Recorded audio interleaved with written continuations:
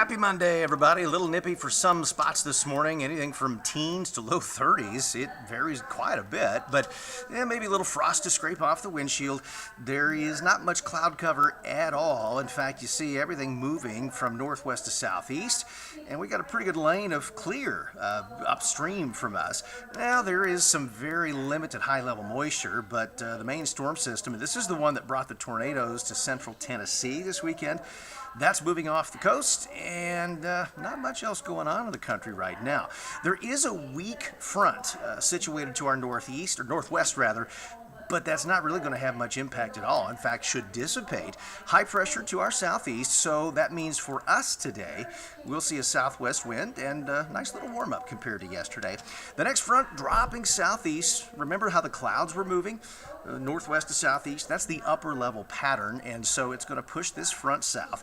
It will not bring a dramatic change. In fact, for a lot of spots out ahead of the front, that would be mainly Springfield south. We're actually going to tack on a couple degrees for tomorrow and just a slight bit cooler behind that front. We'll see an increase in high cloud cover, but then high pressure to our north. Well, guess what that means? Clockwise rotation, that means dry air pushing the precip west, and so even though there's going to be some good rains over in Texas and maybe into far western Oklahoma, none of that is going to reach the Ozarks. So as far as temperatures go today, a nice warm up, almost a 10-degree jump. Will be somewhere in the lower to perhaps even mid-50s, and then close to 30 tonight with a bit of a warm-up on the south side tomorrow, slightly cooler up in central Missouri. So you could say here is the first trough right there. That's the one pushing the front off the east coast, and then a northwest flow kind of flattens out a bit.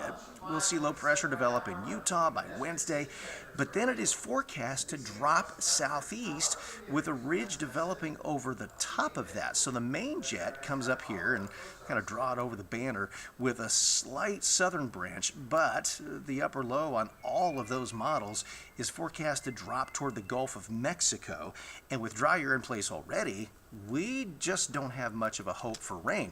In fact, I'm going to start today, and this is the U.S. model. It's going to take you all the way to Christmas, and there's nothing.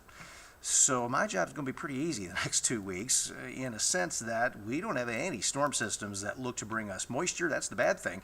Temperatures, on the other hand, if you don't like cold, looking pretty good. We should be above average for the entire forecast. Average right now is 48, I believe it is. So we'll be in the 50s most of this week. Some high clouds Wednesday, but otherwise mild and dry.